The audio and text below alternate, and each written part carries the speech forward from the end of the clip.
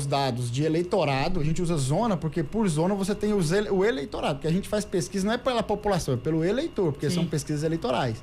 Quem tem os dados de eleitorado é o TSE, e é dividido por zona, não por bairro, não tem nada disso. Igual, por exemplo, o IBGE divide por setor censitário. Sim. Não existe isso por eleitorado, por setor censitário. Não existe esse cálculo, não existe esse dado. A gente não tem essa informação. Então, o que acontece? Se a gente fizer assim, é aceito. Eu posso usar isso como uma metodologia. Sim. E aí a margem de erro seria a mesma. O Instituto faz assim e eu faço do meu jeito. Sim. Só que aí, as pesquisas são muito diferentes. Sim. O cálculo é muito diferente. Então, mas os dois, teoricamente, estão corretos. Os dois têm que dar o mesmo resultado. É igual você vai fazer uma continha de dividir. Mas é difícil de dar na prática, justamente porque tem as aproximações. Então, o que a gente faz? A gente diminui a chance de erro. Então, a gente vai atender eleitorado, a gente pega o eleitorado no TSE daquele perfil. Por exemplo, eu sei que nessa zona tem tanto por cento de mulher, tanto por cento de tal escolaridade, tal renda, a gente faz aquela porcentagem naquela zona, na outra zona a gente faz a outra porcentagem, em cada zona a gente faz a porcentagem requisita. E aí isso a gente põe lá na fórmula, como se tivesse, a gente põe um errinho lá. Por exemplo, a gente calcula uma margem de erro conservadora. Porque eu posso calcular, por exemplo, Goiânia, com 625 questionários, eu tenho 3% de margem de erro, mas eu posso fazer um cálculo que dá 4%, que dá 5% ou um que dá 1% de margem de erro. Se eu mudar essas variáveis lá, falar assim, não, todo mundo que eu entrevistar é perfeito, ninguém vai mentir, porque ele leva em consideração que a pessoa mente. Sim. O brasileiro mente por educação constantemente, né? Isso. Eu me lembro uma vez do nosso finado prefeito Iris Rezende. Ele esteve numa creche e aí o menininho pegou na mão dele e falou: senhor prefeito, eu votei no senhor.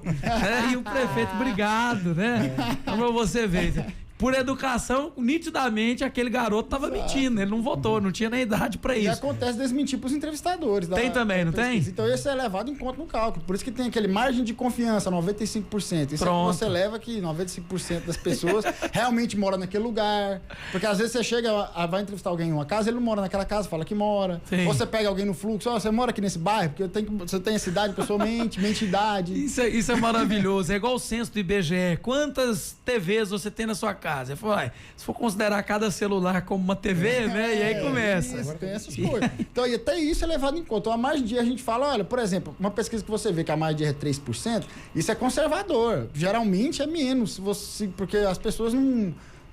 O Instituto considera que mais pessoas vão mentir e que ele cometeu mais erros no campo, porque nenhum campo de pesquisa é perfeito, sempre tem erros. Até numa medição da engenharia civil, quando você estende uma trena, existe um cálculo de um possível metragem errada, porque existe ali a margem de erro. Quando você vai olhar a trena, esse tipo de nada é perfeito. Então você entende do assunto, é exatamente isso. Você faz triangulação para tentar diminuir os erros e vai embora. Então a gente trabalha assim, a gente vai diminuir os erros o máximo possível, mas nenhuma pesquisa é perfeita, por isso que você vai ver lá em Goiânia 3 candidatos com uma porcentagem muito parecida, qualquer um pode ganhar. Sim. Você não pode falar, a pesquisa errou, porque esse aqui estava 3% atrás e ele ganhou. Não. Tem uma, falando de pesquisa, tem uma que a Diagnóstico fez sobre os candidatos à prefeitura de Goiânia. Certo, temos. Fizemos agora, divulgamos ela domingo, ela foi divulgada.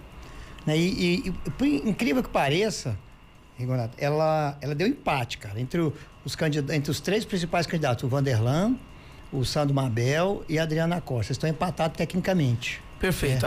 A pesquisa mostra ali, então, que no parte técnico pode acontecer qualquer coisa. Mas aí a pesquisa, ela se repete quando vai se aproximando do dia, né? Aí vai se aproximando. Vai se aproximando do dia. Por exemplo, eu acho que se eu fizer uma daqui uma semana, já vai estar definido. Porque tem candidato que está acelerando, tem candidato que está desacelerando, tem candidato que está estacionado.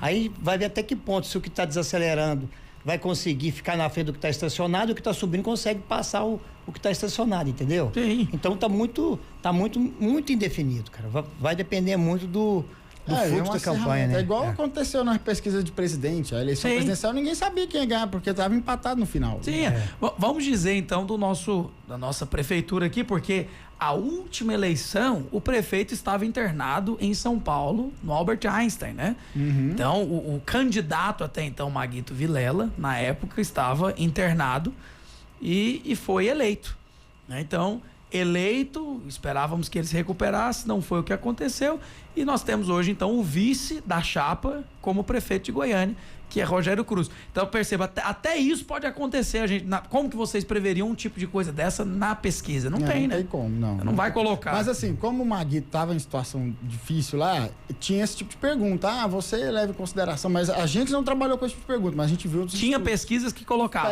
Perguntava assim, se você votaria no Maguito, mesmo sabendo que talvez ele não se recupere. Entendeu? Mas isso não pode divulgar esse tipo de pesquisa. Sim, né? mas uma pergunta, essas pesquisas têm método e ele é catalogado. Então, por exemplo, se você quiser olhar a pesquisa diagnóstico agora sobre a Prefeitura de Goiânia, eu posso ver o método que foi usado, tá ali. Inclusive, para mim falar os números exatos dela, eu tenho até que falar o registro, que é Por favor. GO 02332/2024. É aí o seguinte... Esse registro fica no TRE. TSE. TSE chama PESC-L. PESC é pesquisa, né? Só que sem a parte final.